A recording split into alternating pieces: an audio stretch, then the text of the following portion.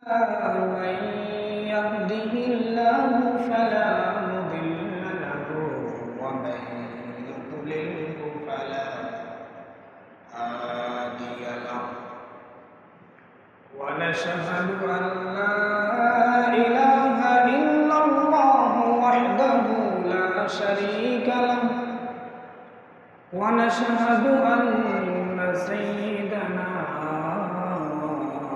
وسندنا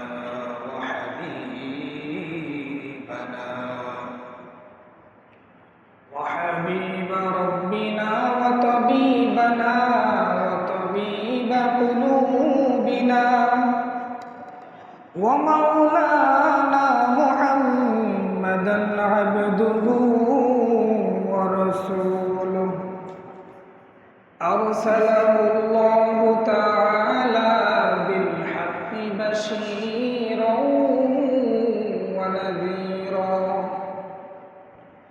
وداعيا إلى الله بإذنه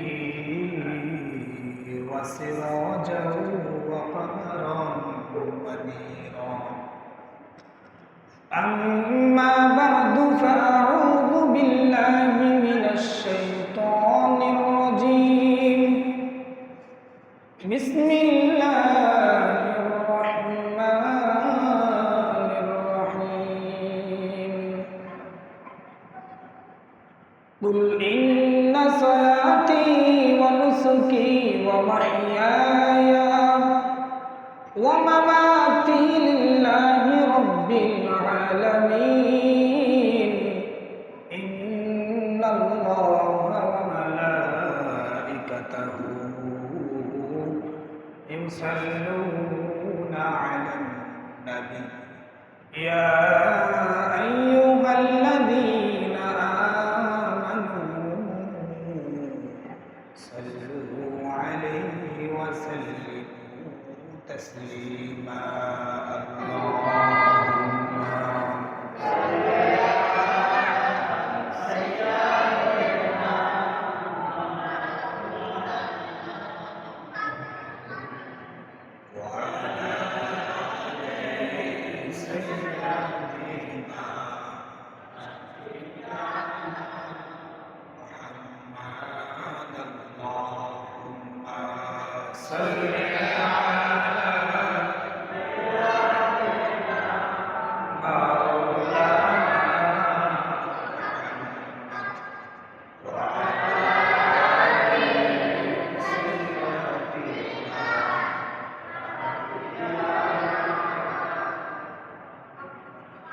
যারা তোমার অতি আপন অমন তারাই তোমায় পড়াবে কাফন, তারাই তোমায় দিবে দাফন। জগতে কেউ আপন নয় আল্লাহুম্মা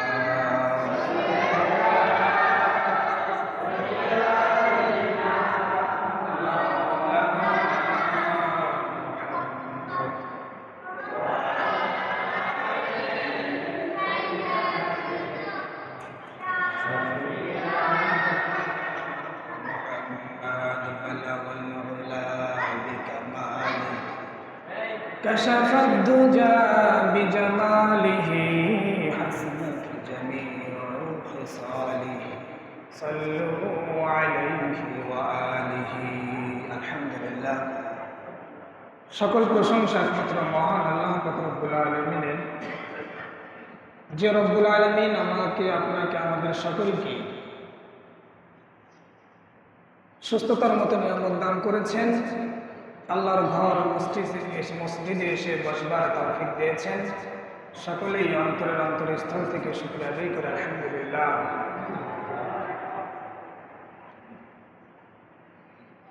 আমরা ইবাদত করি কার? কথা বলেন। আমরা ইবাদত করি কার? আর লাভ হয় কার? কথা বলেন। ইবাদত করি আল্লাহর, লাভ হয় আমার নিজের লাভ হয়। শুকর আদায় করি কার? কথা বলেন, শুকর আদায় করি কার? আল্লাহ। সব দিয়ে ভরপুর করে দেয় কার আমল নামা? নিজের আমল নামা। কথা বলেন, আমরা জিকির, তাসবিহ, তাহলিল, শুকর আদায় করি ওই আল্লাহ, আর সব দিয়ে ভরপুর করে দেন ওই আল্লাহ আপনার আমার আমল নামা। ঠিক আছে না?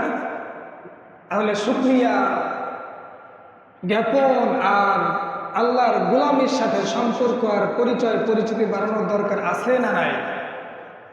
কথা বলেন, আছে। এই যে আমরা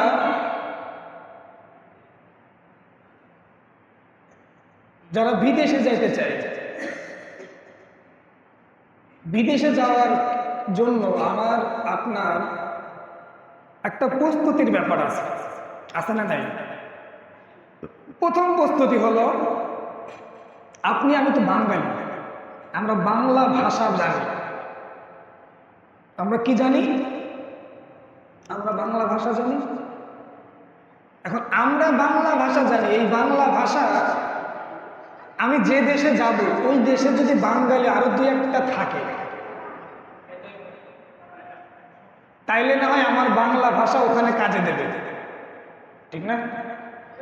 আমার বাংলা ভাষা কি দেবে? ওখানে কাজে দেবে। যদি বাঙালি না থাকে তাহলে করণীয় কি? ভাষা শিখতে হবে। ভাষা শিখতে হবে কিনা? আমি যে দেশে যাব ওই দেশে যাওয়ার আগে আমাকে সর্বপ্রথম কি শিখতে হবে? ভাষা শিখতে হবে। কারণ ওই দেশে যাওয়ার পরে তাদের সাথে যদি আমি কথোপকথন করতে না পারি, আমার কথা তাদেরকে বুঝাতে না পারি, তাদের কথা আমি বুঝতে না পারি, তাহলে আমার দিন রাত কিভাবে যাবে আমি নিজে বুঝবো, ঠিক কিনা? তাহলে বিদেশে যাওয়ার ক্ষেত্রে আমি যে দেশে যাব ওই দেশে ভাষা যদি হয় আরবি, তাহলে আমাকে আরবি শিখতে হবে। যদি ইংরেজি হয় আমাকে ইংরেজি শিখতে হবে। যদি হিন্দি হয় আমাকে সেটা শিখতে হবে। অথবা অন্য অন্য ভাষা যদি থাকে সেগুলো কি করতে হবে? আমাকে চীনে গেলে চীনের ভাষা শিখতে হবে।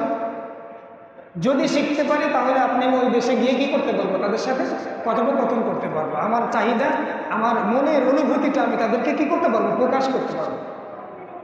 যদি না জানি, বুবা, আমার ভাষা আমি তাদেরকে বোঝাতে পারবো? এখন ভাষা শেখার জন্য আমরা কি করি? বিভিন্ন কোচিং সেন্টারে আমরা কোচিং করি, ভাষা শিখি, শিখি কিনা? আবার আমাদের অনার্স করি, মাস্টার্স করি আমরা। এদিকে যদি বিসিএস দিতে চাই, বিসিএস দেওয়ার জন্য আমাদের কি করতে হয়? প্রস্তুতির ব্যাপার আছে না? কোর্স আছে, আমরা কোর্স মেনে নেই। একটা অর্থ নির্ধারণ করা আছে, সেটাও আমরা মেনে নেই। কষ্ট, ত্যাগ, সেটাও আমরা মেনে নেই। মেনে নেই কিনা? বিদেশে যাওয়ার ভাষাও আমরা শিখি। এখন আসেন, বিদেশে গিয়ে আমি যাবো, ভাষা শিখলাম, শুধু কথা শিখলেই হবে? ওখানে গিয়ে তো আমার কিছু একটা করতে হবে, কিছু একটা করতে হবে না? এখন যে কাজের জন্য আমি যাব সেই কাজটা আমাকে বাংলাদেশ থেকে কি করে যেতে হবে? ন্যূনতম একটা ধারণা নিয়ে যেতে হবে। কারণ ফুলফিল ধারণা আপনি আমি চাইলেই নিতে পারবো না, কারণ ওইখানের কাজের ধরন আর আমার দেশের কাজের ধরন আলাদা থাকতে পারে, পারে কিনা? কাজেই ওইখানের কাজের ধরনের ব্যাপারে আপনার আমার ধারণা থাকা দরকার। আমি আপনি যেন এখানে গিয়ে কি করতে পারি? কাজ করে খেতে পারি। তাহলে নয় বিদেশি ডলার বাংলাদেশে আসবে। এবার আসেন,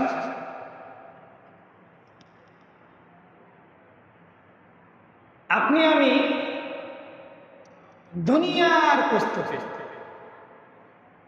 এই কাজ, ভাষা শেখা, বিদেশে যাওয়া, কাজ শেখা, কাজ করা, বিদেশ থেকে বাংলাদেশে ডলার পাঠানো, এটা কি আখেরাতের কল্যাণ না দুনিয়ার কল্যাণ? কথা বলেন। এই সব কিছুর মধ্যে কি আখেরাতের কোনো কল্যাণ আছে? কথা বলেন। আখেরাতের কোনো কল্যাণ নাই।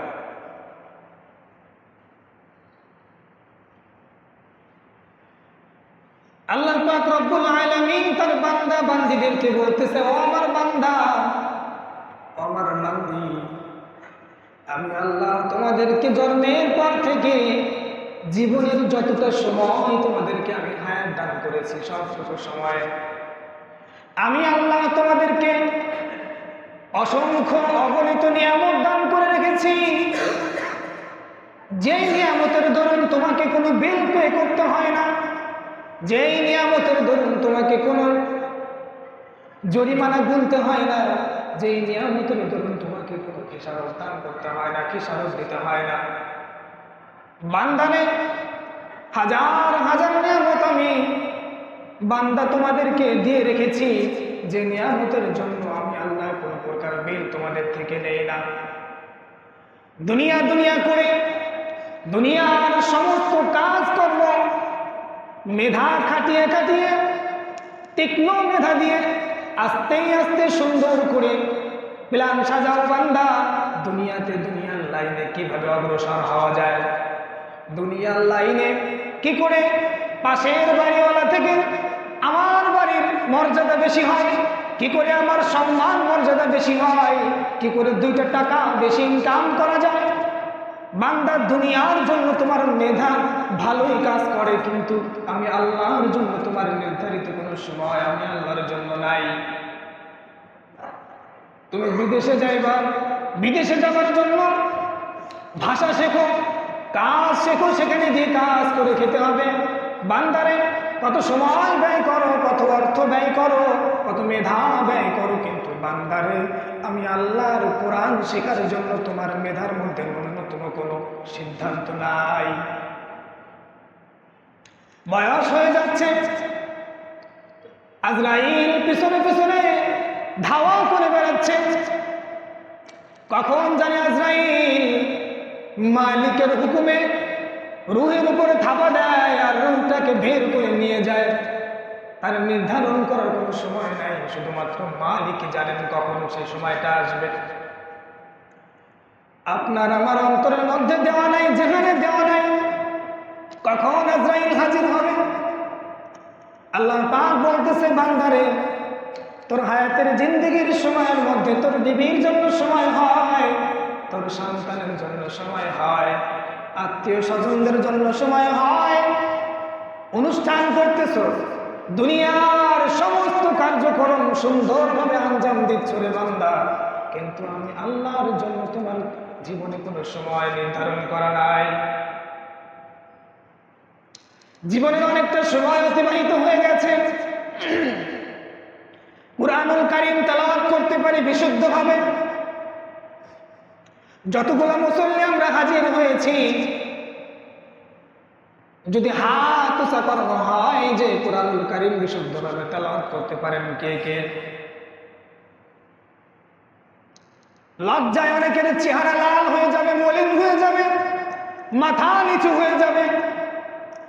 এর মুসলমান সব বোঝে, এটা বুঝো না, সব তোমার জেহানে কাজ করে। এই সময় আসলে পারে জেহানের মধ্যে কেমন কেমন করে, কম কম বোঝো। বান্দারে দুনিয়ার সময় আমি যেমন সংকীর্ণ সময় দান করেছি, নির্ধারণ করে দিয়েছি এই সময়টুকু তুই জানোস না আমি জানি। যদি জানতি তাহলে দুনিয়ার সব শান্তিগুলো অশান্তিতে পরিণত হয়ে যেত।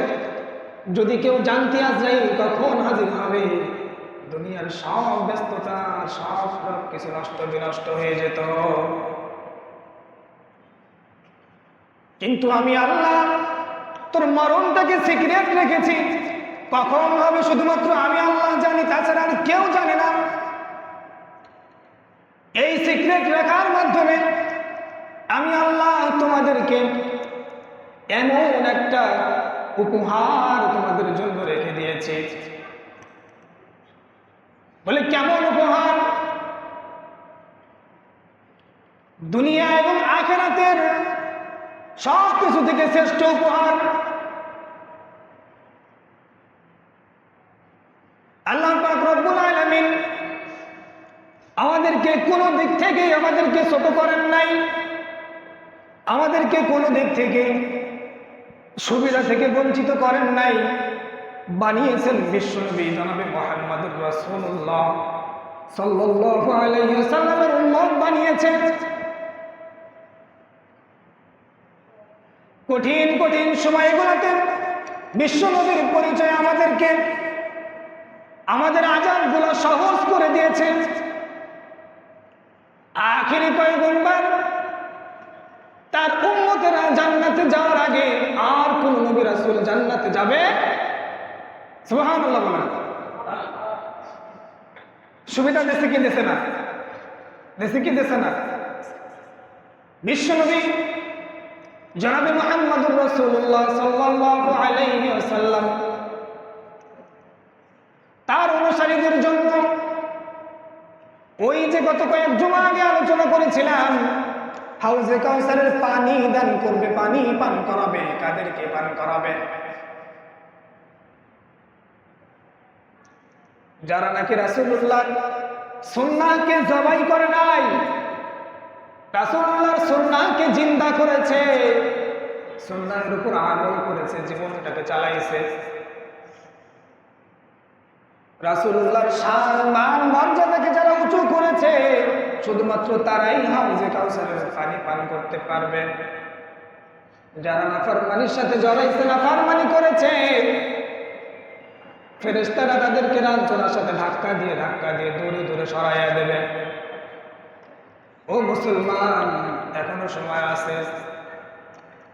80 বছরের কাট্টা কাফেরও যদি একবার শুধুমাত্র ঈমান আনে, একবার শুধুমাত্র কালিমা পাঠ করে, আল্লাহ পাক রব্বুল আলামিন ওই ব্যক্তির তামাম জীবনের গুনাহগুলোকে মাফ করে দেবে। সকলে বলে সুবহানাল্লাহ।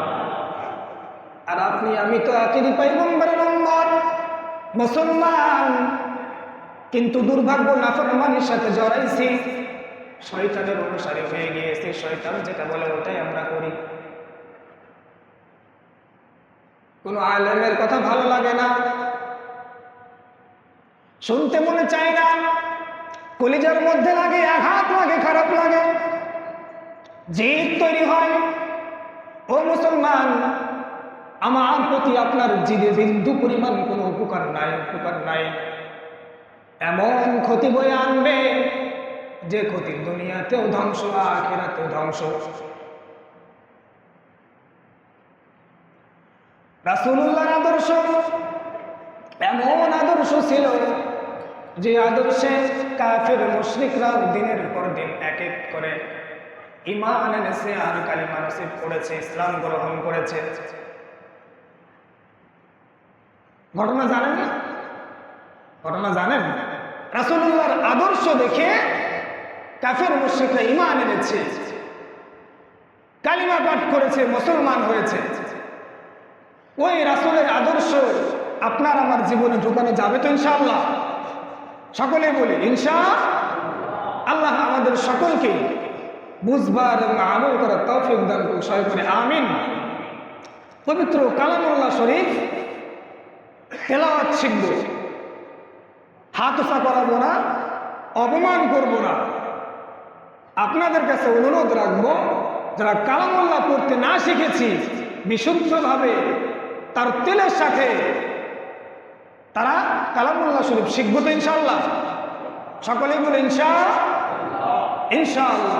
মসজিদে ইমাম সাহেব আছেন, ছোট বড় এলেম শেখার কাছে কোনো ছোট বড় নাই। কারণ কালামুল্লাহ শরীফটা কি আসমানি এলেম? কথা বলেন কি? আসমানি এলেম, আল্লাহ পাকের কথা, আল্লাহ পাকের গ্রন্থ। এই কালামুল্লাহ শিখতে গিয়ে আমি বিশাল বড় মাপের লোক না ছোট মাপের লোক বিবেচনা না করে কালামুল্লাহ শিখে নেব, ঠিক আছে ইনশাআল্লাহ? আল্লাহ আমাদের সকলকে বুঝবার এবং আমল করার তৌফিক দান করুন, সবাই বলে আমিন। আখির দাওয়ানা আলহামদুলিল্লাহি রাব্বিল আলামিন। তারা সুন্নাত করবেন, সভাপতি সাহেব একটু কথা বলবে, মেহরবানি একটু।